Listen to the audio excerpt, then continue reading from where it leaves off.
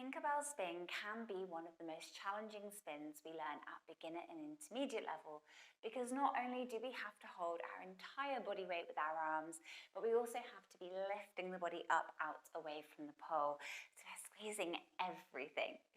Let's look at it. There's two versions for this one. So the first is a little bit more achievable. The second is slightly more challenging and might just need a little bit of work, but give it a try. Don't beat yourself up. A lot of these skills take a lot of practice. I'm not expecting you when I post these videos to just do everything the first time. When I'm teaching in studio, it can take people weeks to pick up certain skills. It's okay. Sometimes months, sometimes years. It's okay. So let's start off with the basic steps and then we'll talk about right and left. There are variations that we can do here with both our arms and our legs. Let's start with the easiest option. So inside arm nice and high. I'm going to step on my inside leg and bring my outside hand to the pole. And it can go wherever is comfortable. Higher is technically easier in terms of strength. Okay, but whatever feels good for you. You're going to bring your outside knee up, bent, and we're going to push off and just straighten the back leg out away. And I'm really squeezing my bum to try and get that leg up. And you can see that my knee is like to the side of the pole. Okay, so when we step, we bring that knee up. What's happening is I'm stepping inside leg and bringing outside knee up, and it just comes to the side. So let's do the right side. Right hand on top. Step on the right foot. Bring the left knee up as the left hand comes on wherever you're comfortable. Pointy toes, foot towards your bum. Push off gently towards the left and just lift the right leg up by squeezing your bottom. Keep the leg really straight. To come out, you can just bring your body to the side that you started on and step out. Let's look at the left. So left hand on top, step left, bring the right hand up as the right leg bends. Push off to your right, bring your left leg up behind you.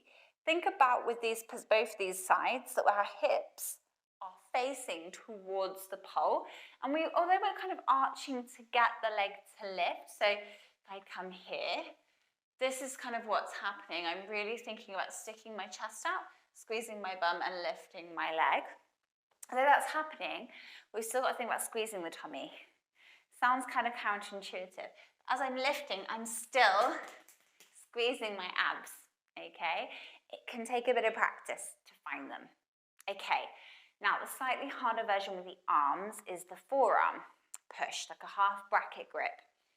So for this one, we're going to have this position with the arms. So we want to have our knuckles directly at eye line height. If it's too high or too low, it doesn't work. So knuckles in line with your eyes.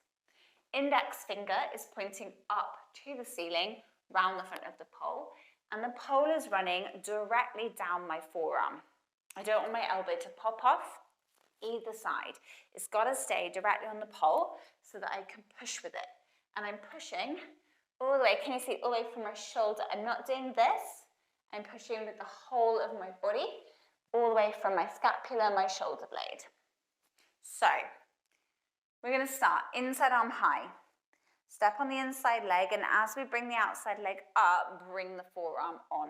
Remember, knuckle at eye height, index finger up the pole, elbow pushing into the pole. Now, it won't feel super secure to begin with. You've got to start to push off before that push really starts to happen. Now, the reason this is harder is because you have less hand grip and you're not actually hanging from this bottom arm. You're pushing with it. So suddenly we've gone from both arms kind of hanging and pulling to one pushing. So we have a pull and a push. This is harder. Not significantly so, but it is harder. So don't panic. So inside arm nice and high, step on the inside leg, outside knee comes up, elbow comes on. Knuckle at head high, index finger up the pole. And exactly the same, we're just going to push off and bring the leg behind. Really push through the shoulder. Try not to let it collapse like this. You might see my elbows like kind of in towards my chest. Try to push, okay, so that I can keep a little bit of space between my hand and my body. Now, other options. The leg position on this one tends to look the prettiest, but you can have the legs the other way around, and it can be beneficial for certain skills. So if I add stuff onto this, or I want a different ending, I might want the other leg bending. So just to give you some options of what can happen. So this version, inside arm is high. We can either do forearm or both hands on, whatever feels good. We're going to step on the inside leg, and we're going to reach the outside leg straight. So instead of bending it up, this becomes the straight leg. We're going to gently push off, and we're going to bend the other leg up. Now the shape might not be as pretty, but I like to come to the side afterwards, and this looks prettier than this. So having it this way, we can then also take it through into some of these other poses. I would say that's a bit more advanced. Not in terms of like the legs to begin with, but the things that I'm adding on. But it's good to play around, see which way you prefer it. Do you prefer to have your outside leg bent or your inside leg bent? Try both, see what happens. Can you swap between them? So can you go step, knee up, back leg straight? Can you swap them over in the middle? You know, this is quite cool. If you had some music that's got like some kind of beat or noise in it, you could have your legs swap on the beat. There's always things we can do to kind of jazz stuff up and make it our own. Okay, as always, any questions, let me know. And don't forget to train smarter, not harder.